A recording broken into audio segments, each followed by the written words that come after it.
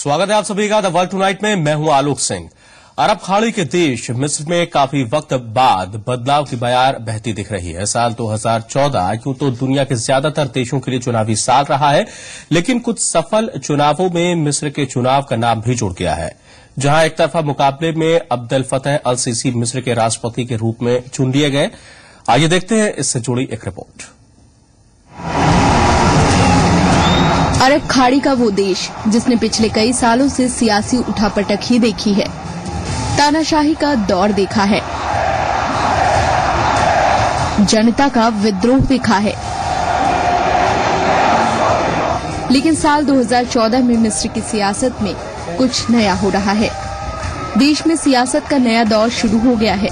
मिस्र के चुनावी नतीजों ने एक नया फरमान सुनाया है। राष्ट्रपति चुनाव में अब्देल फतेह अल सीसी बड़ी जीत के साथ मिस्र के राष्ट्रपति बन गए हैं। काहिरा में प्रेस वार्ता को संबोधित करते हुए चुनाव आयोग के प्रमुख अनवर अल अस्सी ने इसकी आधिकारिक घोषणा की। अरब रिपब्लिक ऑफ इजिप्ट के विजयी और घोषित राष्ट्रपति अब्देल फतेह अल सीसी हैं। जो चुनाव मिस्र से बाहर और मिस्र में हुए हैं, उनके विजेता अब्देल फतेह सैयद हुसैन खलील अल सीसी हैं। अनवर ने कहा कि 15 मई से 19 मई और 26 मई से 28 मई तक हुए चुनाव के नतीजों के आधार पर अब्देल फतेह अल सीसी को मिस्र का राष्ट्रपति चुना गया है। सीसी को चुनाव में 96.91% वोट मिले हैं, जबकि उनके एकमात्र प्रतिद्वंदी वामपंथी राजनेता हमदीन सबाही को 3.1% वोट ही मिले। आपको बता दें कि मिस्र के अपदस्थ इस्लामी राष्ट्रपति मोहम्मद मोर्सी को उनके पद से हटाने में सीसी की बड़ी भूमिका रही है। मिस्र में मुस्लिम ब्रदरहुड को खत्म करके यहाँ के हालात को पूरी तरह बदलने की कोशिश अल सीसी कर रहे थे और इसी वजह से वो मिस्र में इतने लोकप्रिय भी हुए। अब जब सीसी चुनाव जीत चुके हैं और सत्ता उनके हाथ आ गई है, तो उनके सामने जनता की उम्मीदों का पहाड़ और देश के सामने मौजूद मुश्किलें हैं, जिससे उन्हें पार पाना ही होगा। ब्यूरो रिपोर्ट, जी मीडिया। सीसी की जीत की घोषणा का इंतजार पूरे मिस्र को था, तभी तो इस ऐतिहासिक पल को जीने के लिए लोग मिस्र की ऐतिहासिक तहरीर चौक पहुंच गए। ये चौक 2011 के विद्रोह और होस्नी मुबारक के पतन का गवाह है, लेकिन एक बार फिर ये जगह लोगों से भरी हुई नजर आई और ये समर्थन की भीड़ थी, नए युग का आगाज था। मिस्र का तहरीर चौक, यही जगह कभी अरब क्रांति में शामिल एक देश की जनता के विद्रोह की गवाह बनी थी। एक बार फिर मिस्र के लोग यहां इकट्ठा हुए, लेकिन इस बार विरोध नहीं बल्कि समर्थन में। हजारों की संख्या में मिस्र के लोग तहरीर चौक पर उस घोषणा को सुनने के लिए इकट्ठा थे, जिसका इंतजार उन्हें पिछले कई महीनों से था और आखिरकार इलेक्शन कमीशन की तरफ से अब्देल फतेह अल सीसी की जीत का ऐलान भी कर दिया गया। मिस्र में अब्देल फतेह अल सीसी के समर्थक पूरे उत्साह में। उन्हें लगता है कि सीसी के नेतृत्व में मिस्र की तस्वीर और तकदीर दोनों ही बदल जाएंगी। स्वाभाविक रूप से हम बहुत खुश हैं, सभी मिस्रवासी और पूरा अरब नए राष्ट्रपति अब्देल फतेह अल सीसी की जीत को लेकर बेहद खुश है और हम मिस्र के राष्ट्रपति से कहना चाहते हैं कि हम और भगवान की इच्छा आपके साथ है। कुछ लोग ऐसे भी हैं जिन्हें उम्मीद है कि सीसी देश को स्थिरता और शांति दे सकते हैं। हम उनसे सुरक्षा, रक्षा और शांति चाहते हैं और हम ये सब अपने लिए नहीं, अपने बच्चों और अपने लोगों के लिए चाहते हैं। हमें उनसे इससे ज्यादा कुछ नहीं चाहिए। नए राष्ट्रपति के तौर पर मिस्र में चुने गए अल सीसी भी लोगों को वादा दे रहे हैं कि वो उन्हें बेहतर भविष्य देंगे। चुनाव के बाद अपने पहले भाषण में सीसी ने मिस्र वासियों से अपना वादा दोहराया।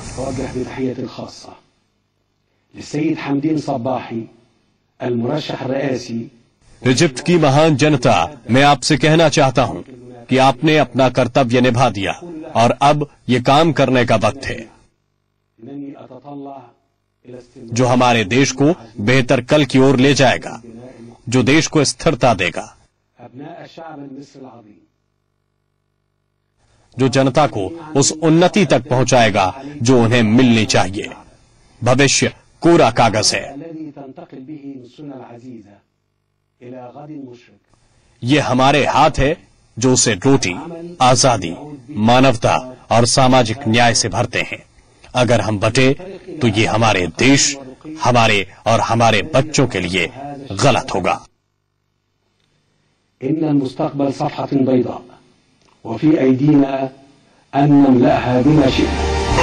मिस्र की आम जनता को सीसी की बातों से ये यकीन हो चला है कि सालों से अस्थिरता से जूझ रहे देश को पूर्व रक्षा मंत्री राष्ट्रपति के तौर पर मजबूती देंगे और उन्हें एक बेहतर भविष्य मिल सकेगा। हालांकि पिछले दिनों मुस्लिम ब्रदरहुड के लोगों के साथ जो कुछ हुआ, उसमें कुछ मानवाधिकार संगठनों ने अल सीसी का हाथ बताया था, लेकिन आधिकारिक तौर पर इससे इनकार किया गया है। ऐसे में सीसी के सामने एक बड़ी चुनौती अपनी छवि को सुधारना भी होगा।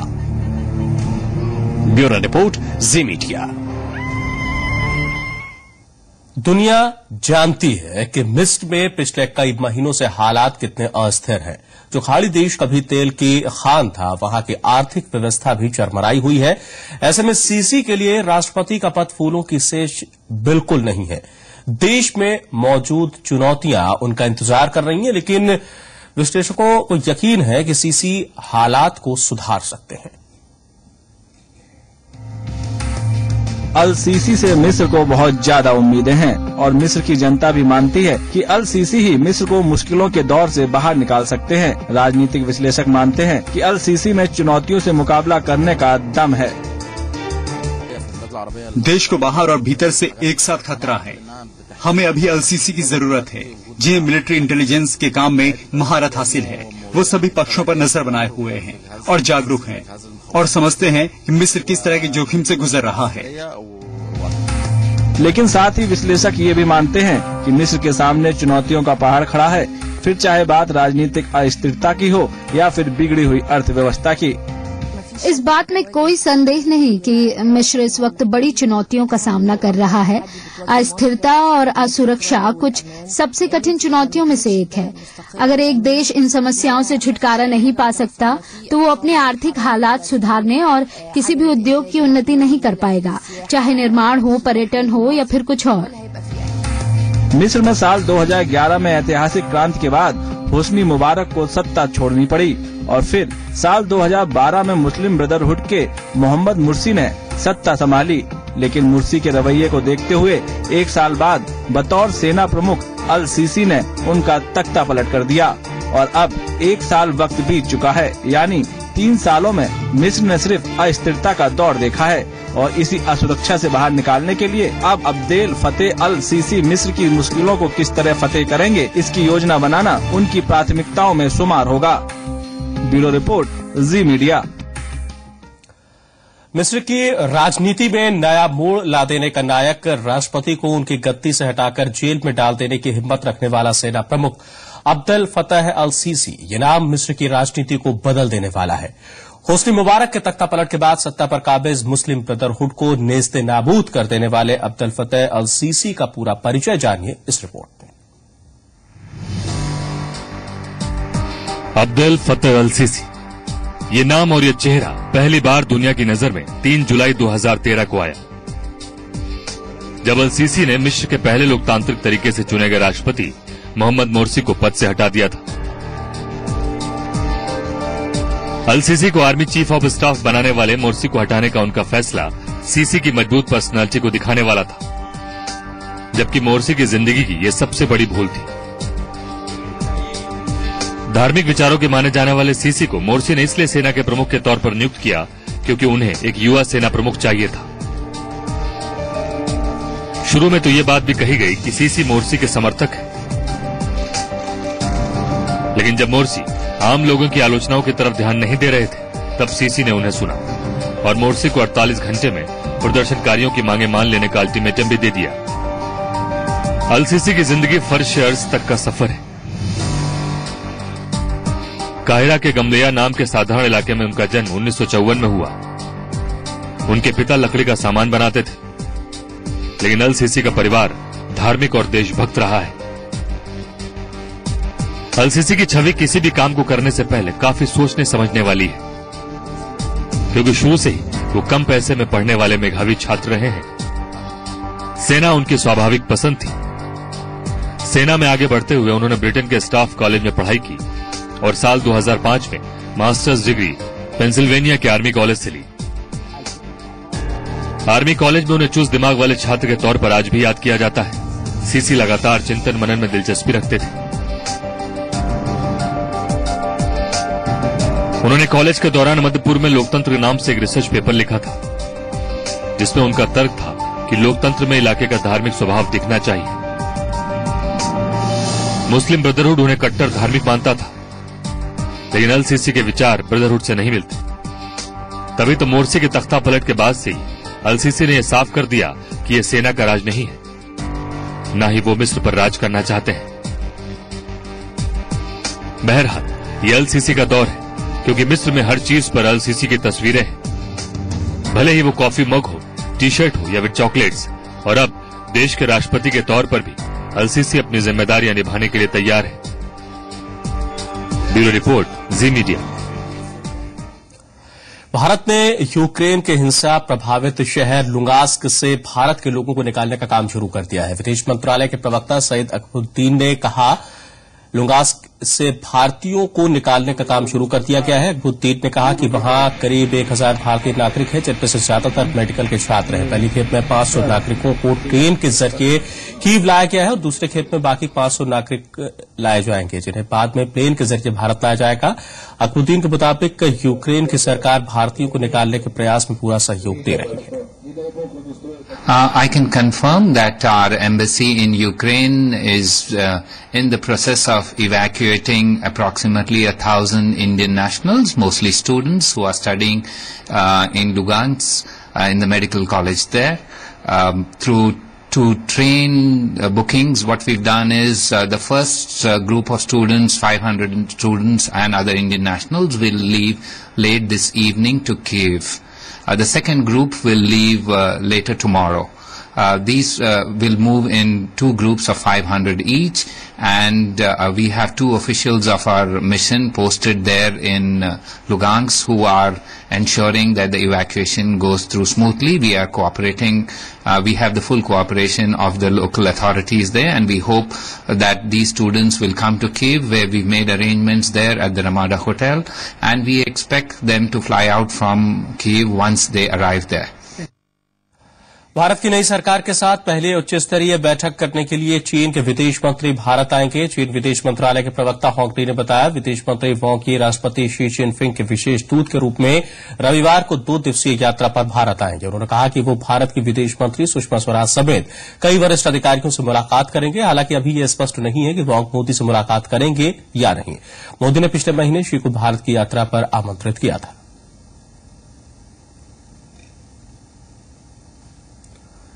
चीन के शिंक्विंग में स्थित एक कोयले की खदान में हुए धमाके में 22 लोगों की मौत हो गई, जबकि 6 अन्य लोग घायल हुए हैं। Chongqing municipal administration of coal mine safety के मुताबिक धमाका गैस के रिसाव की वजह से हुआ। हादसे में घायल हुए कर्मचारियों का इलाज स्थानीय अस्पताल में चल रहा है।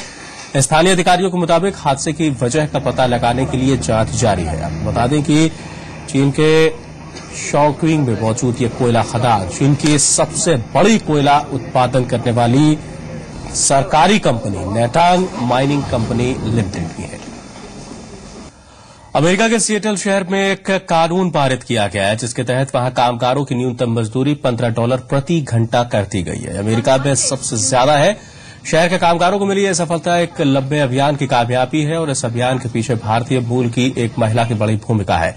क्षमा सावंत खुद एक सोशलिस्ट है। 41 साल की क्षमा पिछले साल नवंबर में सिएटल सिटी काउंसिल में सोशलिस्ट अल्टरनेटिव कैंडिडेट के तौर पर चुनी गई थी। उनकी जीत के पीछे मिनिमम वेज बढ़ाने और अबीरों पर टैक्स लगाने जैसे वायदे थे। सावंत का जन्म पुणे में हुआ और उन्होंने मुंबई में इंजीनियरिंग की पढ़ाई की।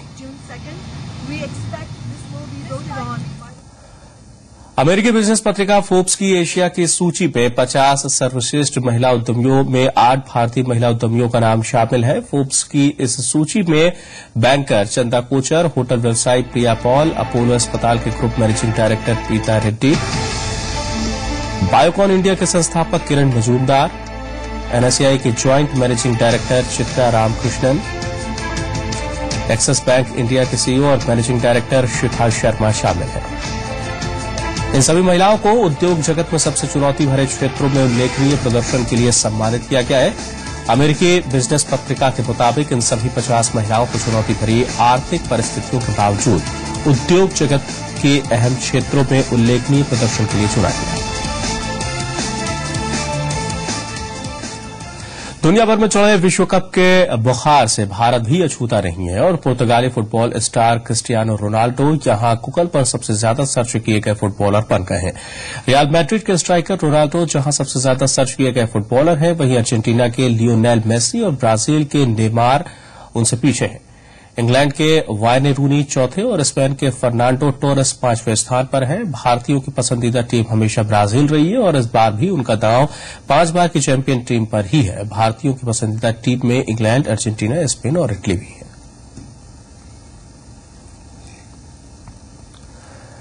सचिन तेंदुलकर ने कहा है कि वो रिटायरमेंट लेने के बाद पहली बार बल्ला थापने को लेकर काफी उत्साहित है। आपको बता दें, सचिन तेंदुलकर और ब्रायन लारा एमसीसी की 200वीं सालगिरह पर मैरीलेबोन क्रिकेट क्लब के लिए खेलेंगे। तेंदुलकर की कप्तानी वाली टीम 5 जुलाई को वनडे मैच में वर्ल्ड 11 के खिलाफ खेलेगी, जिसके कप्तान ऑस्ट्रेलिया के पूर्व लेग स्पिनर शेन वॉर्न है। तेंदुलकर के मुताबिक वो और लारा पहले भी एमसीसी 11 के लिए खेले हैं और यादगार साझेदारी है, इसलिए इस बार भी उन्हें ऐसी ही उम्मीद है। तेंदुलकर ने कहा कि लारा के साथ खेलना हमेशा मजेदार रहा है। साथ ही सचिन ने कहा कि क्रिकेट में भ्रष्टाचार को लेकर चल रही जांच काफी महत्वपूर्ण है और प्रशंसक एक हेल्दी गेम देखने के हकदार हैं।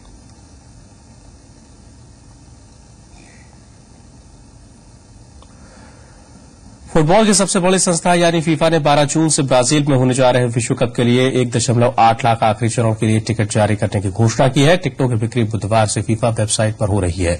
फीफा ने कहा है कि जारी किए गए टिकट सभी 64 मैचों के लिए हैं। इनमें 13 जुलाई को रियो के माराकाना स्टेडियम में होने वाला फाइनल भी शामिल है। प्रशंसकों को इसके लिए फीफा की वेबसाइट पर लॉग इन करना होगा। फीफा ने साफ कर दिया है कि टिकटों की बिक्री पहले आओ पहले पाओ के आधार पर होगी और ये दुनिया भर के प्रशंसकों पर मान्य होगा। आपको बता दें कि विश्व कप का आयोजन ब्राजील के 12 शहरों में होने जा रहा है। फीफा ने इस महाआयोजन के लिए अब तक कुल 2.75 मिलियन टिकट बेचे जाने की पुष्टि की है। और अब बात है एक ऐसे बिजनेस की जो गर्मियों में खूब पॉपुलर होता है, आइसक्रीम का बिजनेस। और इससे जुड़ी हुई अहम चीज है आइसक्रीम वैन, जिसकी मांग देश विदेश में है, क्योंकि यही वो चीज है जिससे मीठी और ठंडी सौगात आपके घरों तक पहुंचती है। गर्मियां आते ही जिस चीज की खपत बढ़ जाती है वो है ठंडी ठंडी आइसक्रीम।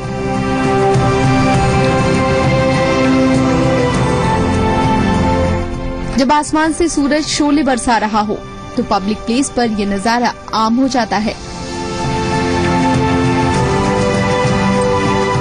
लॉलीज, सॉफ्टी कोन्स और बॉटल ड्रिंक्स जैसे तमाम प्रोडक्ट इस समय खूब पॉपुलर हैं और इन्हें आप तक पहुंचाने वाली आइसक्रीम वैन्स दुनिया भर में लोगों को बचपन के दिन याद दिला रही हैं, जब गली में घूमने वाले वेंडर्स ये ठंडी सौगात लेकर घर घर पहुंचाते थे। आप हमेशा से अपने घरों से आवाज सुनते हैं और उत्साहित होकर फटाफट 1 पाउंड ढूंढते थे ताकि हम आइसक्रीम खरीद सकें। मैं और मेरा परिवार अक्सर किनारे पर कारवां में जाया करते थे और वहाँ हमेशा आइसक्रीम वैन आती थी।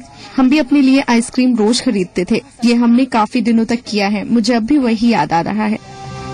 आइसक्रीम वैन से जुड़ी हुई यादें ही हैं जो आइसक्रीम वैन के निर्माता विटबाई मॉरिसन के परिवार को सेल्स ग्रोथ दे रहे हैं। इंग्लैंड के क्रू में रहने वाला उनका परिवार पीढ़ियों से वैन बनाने के काम में ही लगा हुआ है। 50 साल बाद भी वो वैन को अपने हाथों से बनाते हैं। प्रोडक्शन मैनेजर एड विटबाई का कहना है कि वैन्स को दुनिया भर के देशों में सप्लाई करने से उनके बिजनेस की ग्रोथ कहीं ज्यादा बढ़ गई है।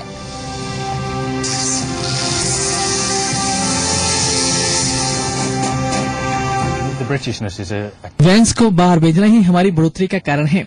ब्रिटिश उद्योग बदल चुका है। कुछ ही वैन अब सड़क पर हैं, वहीं कुछ इवेंट्स पर होने वाली सेल बढ़ी है, लेकिन हमारा प्रोडक्ट 60 से ज्यादा देशों में चल रहा है। नए देशों में नए अवसर हैं। जैसे अजरबैजान में हमारी 20 गाड़ियां चल रही हैं, जबकि किर्गिस्तान में 1 गाड़ी है। इससे हम अंदाजा लगाते हैं कि हमारा प्रोडक्ट किसी भी देश में काम कर सकता है। अलग अलग देशों में वैन से आइसक्रीम बेचने का अंदाज अलग है। कहीं ये पार्क्स या सार्वजनिक जगहों पर खड़े होते हैं, तो कहीं गलियों में घूमते नजर आते हैं। लेकिन इस गर्मी में सबका सहारा ये आइसक्रीम वैन ही होती है, जिन्हें दोपहर हो या शाम सबकी आंखें तलाशती रहती हैं। ब्यूरो रिपोर्ट, जी मीडिया।